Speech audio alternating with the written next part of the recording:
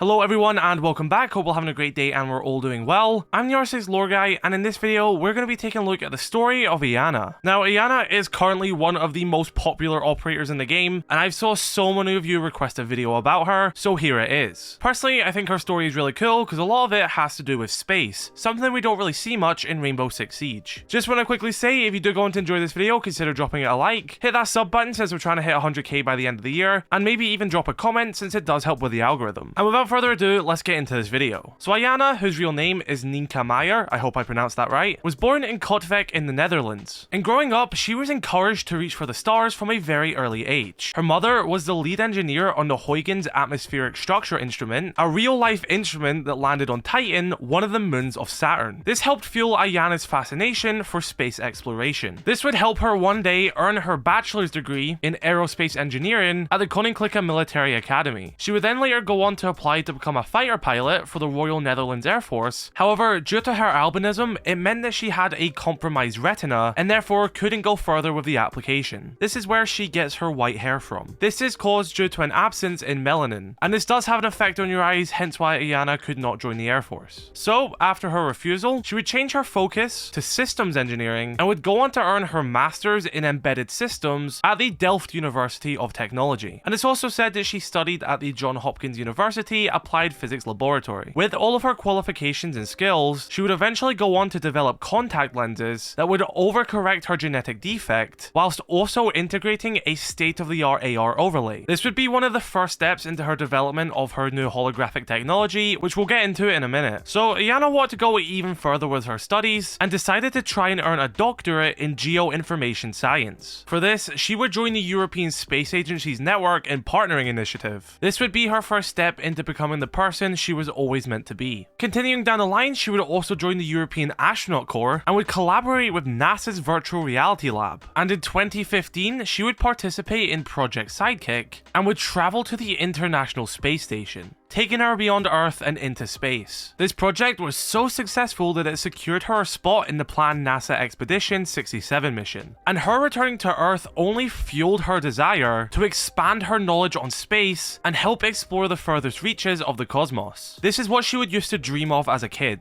and it is at this stage of her life where she would develop her holographic technology, the gadget which we see her use in game. She pioneered topographical mapping software that allowed her to project a real-time virtual copy of herself to anywhere that is in visibility range of a satellite or a drone. And we can see her using this technology in her reveal cinematic, where she is able to explore the moon without even leaving the spacecraft. It is this impressive and groundbreaking technology which caught the eye of Mira, who passed this information on to Harry, who saw how helpful Iana could be to the team and invited her to join Rainbow. And so, with Iana now joining the team, here is her psychological report from Harry. Stay tuned though, because after this we're going to get a little report from Kaze talking about Iana, and as well as this we're going to take a look at her device evaluation. So the psychological report from Harry starts as the following. The first time I met specialist Nienke Iana Meijer, she told me that the silver spoon I use to stir my tea has more in common with the nails that hold my chair together than the flatware of kings. She suggested a gold spoon for a less metallic aftertaste, but upon seeing me add sugar, she amended it to zinc or copper. Marvelous. Her reductionist and frank approach is sure to challenge her fellow operators. Her face lights up when she tells the story of watching the landing on Titan with her mum, or of her precious few days on the International Space Station. It's clear these events triggered a growing impatience to go further and see more. Had she been born 200 years earlier, she would have been one of the intrepid souls mapping every corner of our tiny blue marble, but as it is, she's had to settle for distant and less familiar worlds. Reading Meyer's files, it's apparent that she succeeds through sheer intellect, resolve, and fearlessness. Yet, cocooned within her collaborative and outgoing exterior is a fragile core she keeps guarded in private. Growing up albino wasn't an easy proposition, regardless of how outwardly tolerant society may seem. There was social stigma and childish name-calling, but these hardships fostered self-determination and self-assurance. Alone, she is like a raging river, hell-bent on overcoming any obstacle that blocks her way, regardless of the personal cost. She was eager to share her experiences and knowledge, and to grow within a very different sort sort of team than is her natural habitat. Especially thrilling is her ability to analyze a myriad of scenarios and to create discrete aspects of herself to tackle each of them simultaneously. Often, those who multitask have reduced outcomes in all areas, but here, also, Maya is the exception. I have every confidence that she will make an excellent addition to Rainbow. However, much like Specialist Ashe and Mira, it will be paramount to ensure that she synergizes with her team rather than struggling alone to cross purposes. And that was the ex-Rainbow director Dr. Harishva Pandey talking about Iana when she joined the team. Next up, we have a little report by Castle, which gives us much more detail into Iana's life. It says the following: 6.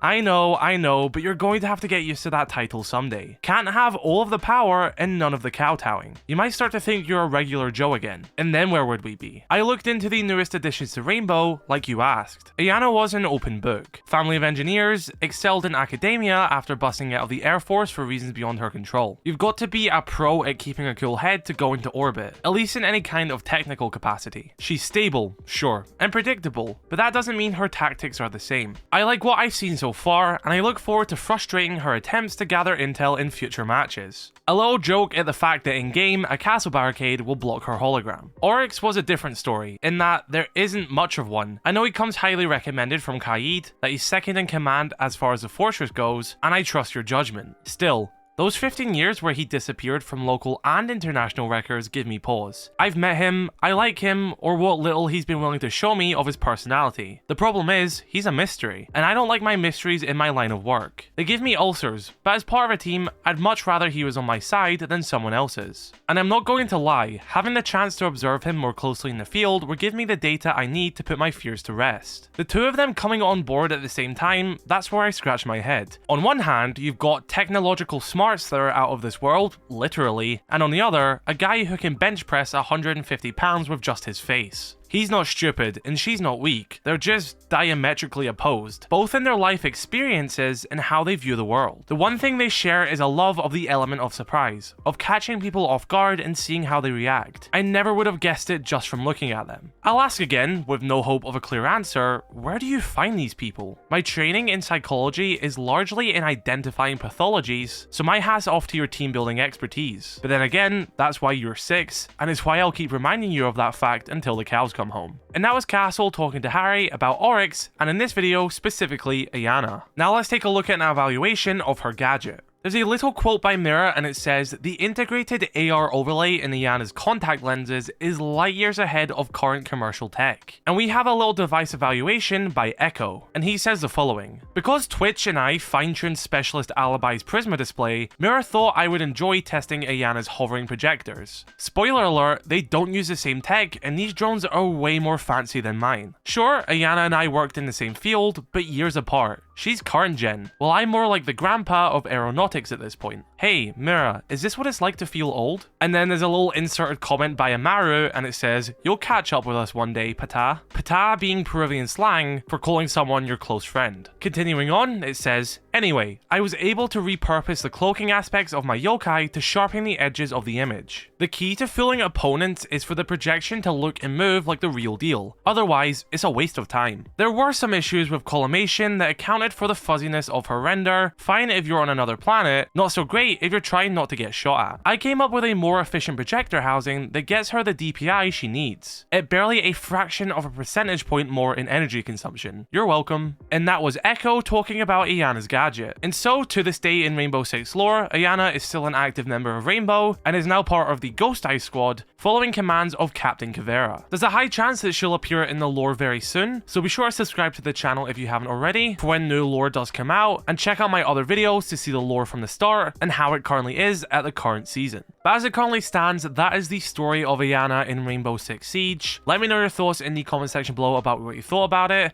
Drop a like on this video if you did enjoy, subscribe if you're new, I shall catch you later, I love you all, stay safe, peace.